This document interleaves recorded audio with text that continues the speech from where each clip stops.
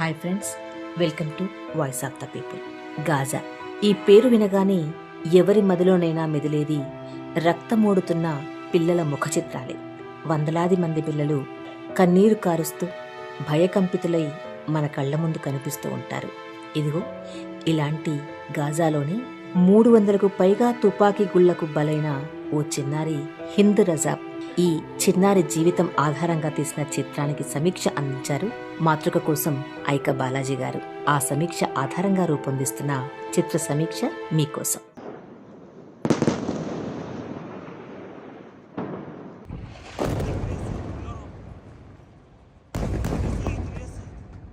గాజాపై Israel దాడిని follow అవుతున్న వారికి హింద్ రజబ్ ఎవరో తెలుసు. వార్తల్లోనూ సోషల్ మీడియాలోనూ ఆమె గురించి చాలా చర్చ జరిగింది. తెలియని వాళ్ల కోసమే ఈ వీడియో. హింద్ రజబ్ గాజాలోని ఓ 6 ఏళ్ల పాప. గాజా ఆవాసాలపైన ఇజ్రాయెల్ బాంబులు కురిపిస్తున్నప్పుడు, సాధారణ ప్రజలను అమానుషంగా చంపుతున్నప్పుడు, ఆసుపత్రులను కూడా నేలమట్టం చేస్తున్నప్పుడు హింద్ రజబ్ కుటుంబం వాళ్లు కాలునడకన గాజా నగరం విడిచి పారిపోవాలనుకున్నారు. కానీ అందరిలోకి చిన్నపిల్ల అయిన హింద్ను ఆమె పినతండ్రి కారులో పంపించారు. ఆ కారులో ఆమె పినతండ్రితో పాటు ఆమె పినతల్లి, 4 కజిన్లు ఉన్నారు. వారి కారు టెల్ అల్ హవా ప్రాంతంలోని ఫారిస్ పెట్రోల్ బంక్ దగ్గర ఆగింది. ఇంతలో వారి వైపు ఇజ్రాయెల్ ఆర్మీ ట్యాంకులు రావటం గమనించాడు కారు నడుపుతున్న హింద్ పినతండ్రి బషర్ హమాదా. వెంటనే జర్మనీలో ఉంటున్న తన కజిన్ బ్రదర్ మొహమ్మద్ కు ఫోన్ చేశాడు. మొహమ్మద్ ఈ విషయాన్ని వెంటనే వాట్సాప్ ద్వారా పాలస్తీనా రెడ్ క్రెసెంట్ సొసైటీ వారికి తెలియజేశాడు. ఈ society west bank Ramallah Nagar నుండి పనిచేస్తున్న మానవతా సంస్థ. కొద్దిసేపటి తర్వాత మొహమ్మద్ సొసైటీ వారికి మరో మెసేజ్ పెట్టాడు. కారులోని 5 చనిపోయారని, లయాన్, హింద్ అనే 2 పిల్లలు మాత్రమే కారులో మిగిలి ఉన్నారని రాశాడు. సొసైటీ వారు చాలా ప్రయత్నించి 15 ఏళ్ల లయాన్తో ఫోన్లో కనెక్ట్ అయ్యారు. లయాన్ తమ పరిస్థితిని వివరిస్తుండగానే ఆమె బుల్లెట్లకు బలైంది.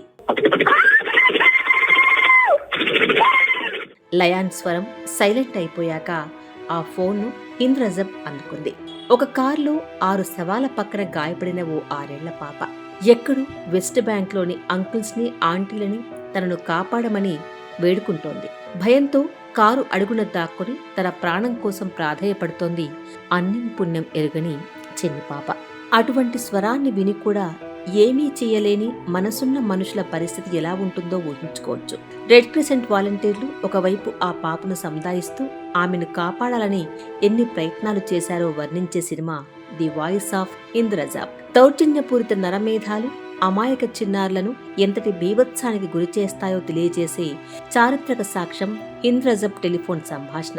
ఆమె ఒరిజినల్ స్వరంతో కల్పిత పాత్రలను జోడించి తీసిన hybrid cinema the voice of Hind రజాబ్.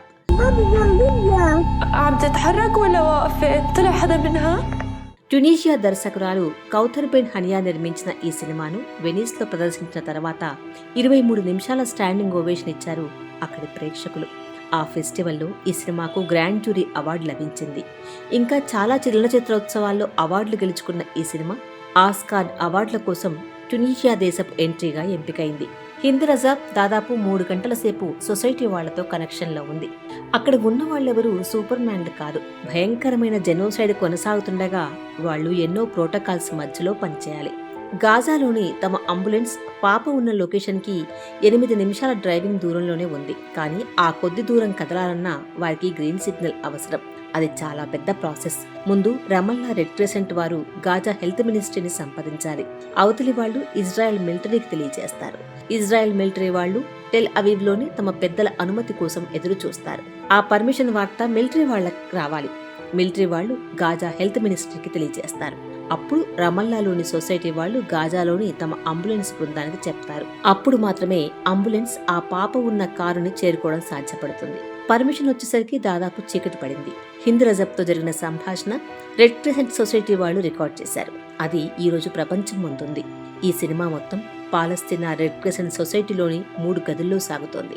ఒకటోది incoming calls వస్తున్న గది, రెండోది అంబులెన్స్ ను డిస్పాచ్ చేయించడం కోసం ఎవరెవరికో ఫోన్ చేస్తున్న సూపర్వైజర్ ఉన్న గాజు గోడల గది, మూడోది బాధితులకు ప్రొఫెషనల్ కౌన్సిలింగ్ ఇచ్చే గది.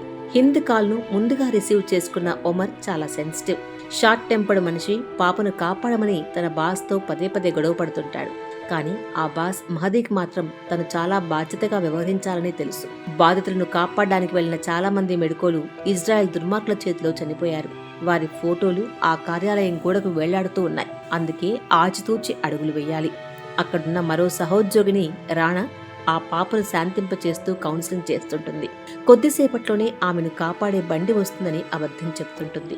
పాప దృష్టిని మళ్లించడానికి ఆమె చేత ఫోన్లో ప్రార్థన కూడా చేయిస్తుంది. సినిమా సెట్లో మొదటి రోజు హింద్ రజబ్ ప్రాధాయపడుతున్న స్వరాన్ని విన్న నటీనటులు, యూనిట్ సభ్యులు తీవ్రంగా కలత చెందారు. అందరం మౌనంగా ఉండిపోయాం.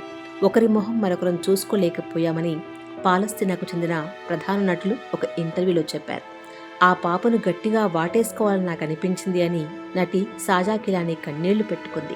ఆ పాపను కాపాడలేకపోతున్న నేను మనిషిగా మరణించాలని అనిపించింది అని ఒమర్ పాత్రను పోషించిన మతాజ్ మల్కీస్ అన్నాడు. ఆ స్వరాన్ని వింటూ మిగతా సినిమా అంతా నటించడం ఆ నటీనటులకు ఎంత కష్టమైన పనో ఊహించుకోవచ్చు కదా.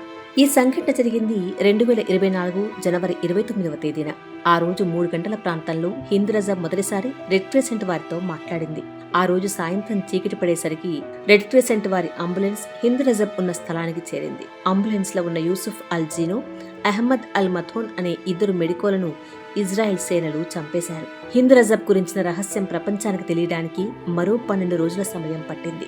ఇజ్రాయెల్ సేనలు ఆ ప్రాంతం నుండి వెనుదిరిగిన తర్వాత హింద్ రజబ్ శవంతో పాటు మరో 6 శవాలు ఆ కారులో బాగా పాడైపోయిన దశలో దొరికాయి.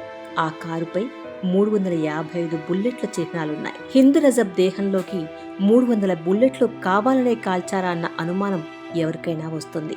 అవి చాలా దగ్గర నుండి జరిపిన కాల్పులని తెలుస్తోంది. మెడికోల శవాలు కూడా దొరికాయి. తమ ట్రూపులు ఆ ప్రాంతంలోకి వెళ్లలేదని ఇజ్రాయెల్ బొంకేసింది. కానీ ఫారెన్సిక్ ఆర్కిటెక్చర్ హింద్ పేర తయారైన హింద్ రజబ్ ఫౌండేషన్ నిర్వహించిన పరిశోధనల్లో అసలు నిజాలు బయటపడ్డాయి. ఇజ్రాయెల్కు చెందిన వేంఫైర్ ఎంఫైర్ అనే ఖ్యాత 52వ ఆర్మర్డ్ బెటాలియన్ ఈ కాల్పులు జరిపిందని రుజువైంది. ఇది సుస్పష్టంగా యుద్ధనేరమే. ఇప్పటికే గాజా నరమేధంలో 20,000 మందికి పైగా చిన్నారులు చనిపోయారు.